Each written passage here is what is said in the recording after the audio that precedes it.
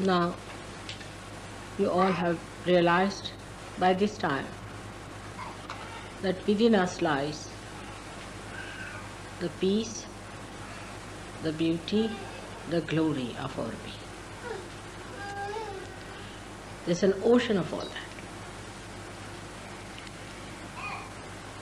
We cannot seek it outside. We have to go within. What they call in the meditative state. You seek it. You enjoy it. Like when you are thirsty, you go to a river or you go to an ocean.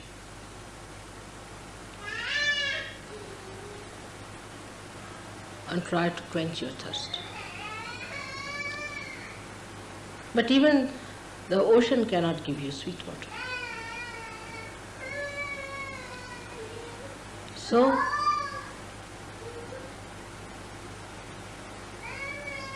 how can anything that is spread outside give you that deep thing that is within you? You are trying to find it out outside where it does not lie. It is within us, absolutely within us.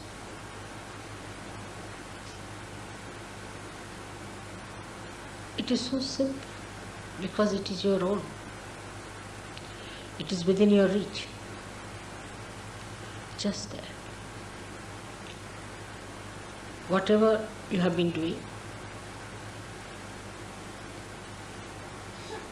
going out to find a joy, the so-called joy, the so-called happiness, the so-called glory of worldly powers and worldly possessions. You have to reverse it back, the whole thing. You have to project within yourself.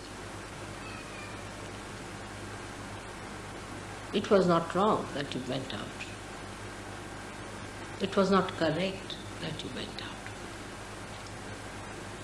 You shouldn't feel sorry for what you have done so far. It was not the correct way to get to the real joy of life, the real glory of your being.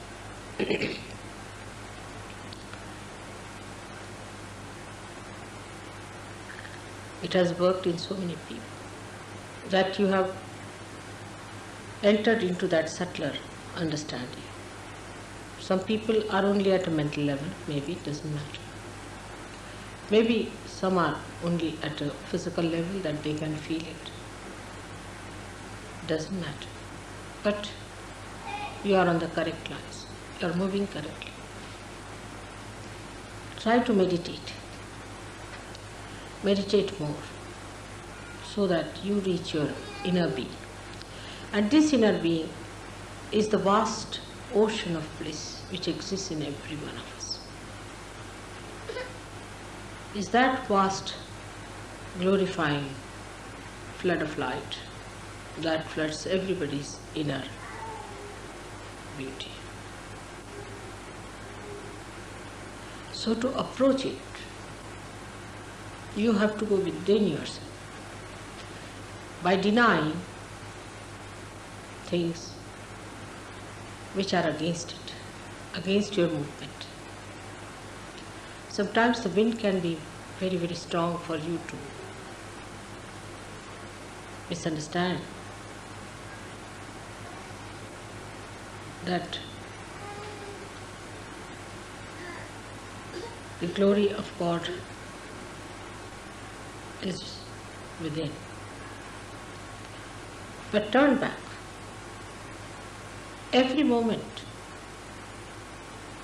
remember that your movement has to be inward.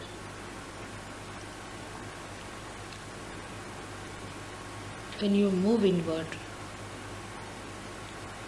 you forget the ideas of your outer glories. A person who is of a very base nature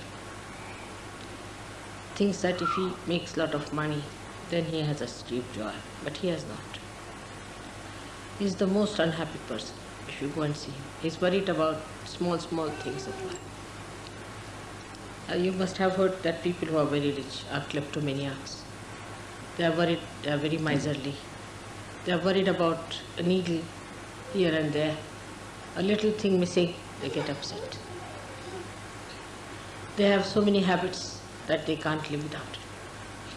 So riches have brought always a curse on human beings. So those who seek only the riches cannot enjoy them.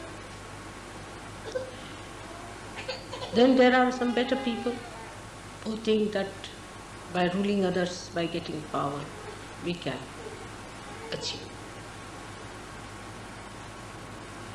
a very great position in life. They too, as you fail, you have seen what happens to them. People don't even want to talk about them. Now there are people who get attached to someone, to one person, or to the family, to their children, to their relations, very common in India. That's also not the way you can get to God. That's also so limited, keeps you hanging around them and wasting your energy completely.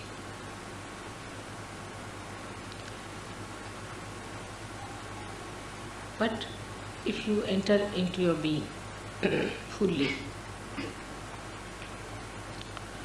then all these things have such meaning. Everything has a meaning then. In the sense, if you possess anything, and if you are that kind of a person who is supposed to be possessive, he never possesses, he's so detached. He's never possessive, he's so detached about it. But he can play around because he's so detached.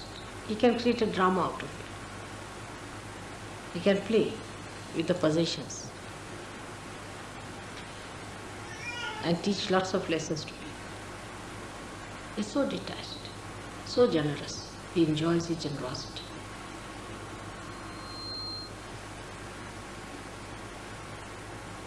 The whole thing becomes so different, so dynamic. All the beauty that is created by human beings as possession is exposed before you.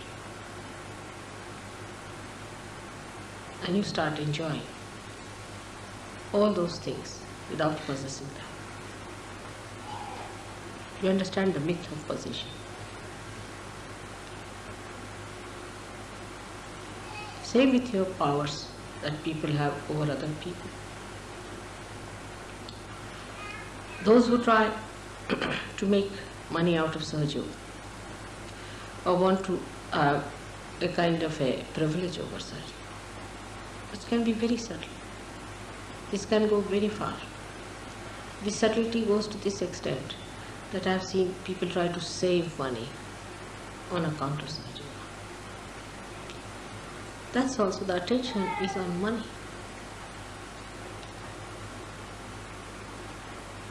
To make money or to save money, to make a business out of Sahaja, is all absurd. But if you say so, I said, all right, go ahead for a while, try. You'll find that Sahaja Yoga is no business. Of course, Sahaja Yogis can work together, can do some business. But Sahaja Yoga is no business. It's business of God, where you have to give everything that you have. Not to be attached to anything. Not to be attached. There's no money to be paid as such, but all your heart is to be poured into it.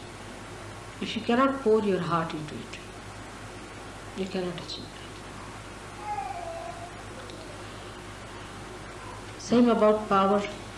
Some people think that they can even overpower Sahajogis, impress them, control them. Such people are thrown out of Sahaja completely. You have to enjoy the power of love, that people see you as their protector, as their help, as their support, as their friend, than somebody who is a dominating personality. You have to be a fatherhead and not a demonic, destructive force which is always threatening everyone. Such people will be thrown out of Sahaja in no time. They are found out. I have no sympathies with such people. Never. That will bring you down. In no way. Keep yourself aloof with them. Otherwise, when they are thrown away as tangents from Sahaja, you might get out with them. So be careful. Then those people waste all their time just thinking about their family, this thing. Or those who have never thought of their family also come to Sahaja. This is a very subtler ground on which they can lose their attention to their spirit. They spoil their children, they spoil their husbands, they spoil their wives. The whole attention goes in a wrong way. And it becomes a very important issue with them, how the marriages are successful, how the children are this thing, that thing. They don't leave it to God. They have to leave it to God. We are all saints. You have to leave everything to God. In the beginning, in Sahaja Yoga, everybody says, my husband is like that, my wife is like that, my brother is like that, my children are like this, mother look after them. All right, in the beginning is all right. When you grow, you must get out of it. It's an individual journey towards God when you meditate. And when you reach there, then you become collective. Before that, it's an absolute individual journey within. Absolutely individual journey. You should be able to see this. That in this journey, nobody is your relation. Nobody is your brother. Nobody is your friend. You are absolutely alone. Absolutely alone. You have to move alone within yourself. Don't hate anyone. Don't be irresponsible. But in meditative mood, you are alone. No one exists there. You alone. And once you enter into that ocean, then the whole world becomes your family. The whole world is your own manifestation. All the children become your children,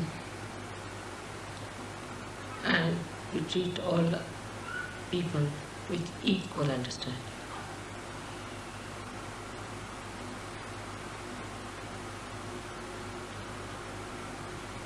The whole expansion takes place when you enter inside your spirit and start seeing through the eyes of the spirit.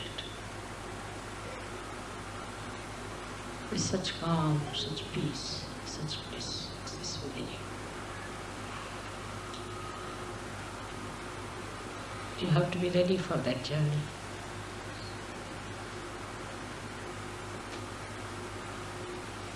That journey is alone in your meditativeness. And the more you find something in your meditation, the more you want to go and distribute it to others. That has to be. If that does not come into you, then it has not worked out. There's no purity. There's some sort of a bias.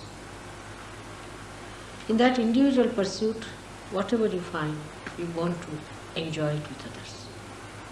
You want to give it to others. This is the sign of a person who has been really meditative. The one who is meditative and has not been able to distribute what he has found is cheating himself and cheating others as well. Because that joy that you receive in your meditation has to be distributed, has to be given, has to be shown. It should flow in your being as the light radiates from every illumined lamp. You don't have to take a vow to say that this is an enlightened light. In the same way, a saint should not be certified that he is a saint. But the depth you achieve within yourself spreads all over. It is such an action as a reaction. The more deeper you become, the radiation is much more. A simple person, very ordinary person, uneducated person can be like that. We have, one gentleman called Varik in Bombay. He's an old man. He's so deep. He radiates. People depend on him. He radiates love. So meditative. You don't have to spend too much time on meditation. But whatever you spend time, whatever you gain, has to be visible outside. How you radiate and how you give it to others. That's the quality of the saints you have to be. Unless and until you become deeper, we cannot save other surgeries. And we cannot save those who are not surgeries. You have to rise higher and higher to pull the whole curtain up. Those who try to rise higher pull the whole thing upward, and they give a pull to everyone who ascend with them. So just try to keep your aim clear cut. You must understand what is your aim in life as surgeons. Now you are changed people. You are no more people who have to deal with possessions or worry about them, about mundane things, about your livelihoods. You are no more people who have to worry too much about your health and things on your personal lives. You are not to worry also about your jobs so much. That's not important. And last of all, not to worry about your family, children, husband, wife, and find a pocket for you to hide into it. Because the only thing where you can really hide yourself is the love of God, where you can really get the great, restful, blissful feeling of His complete protection.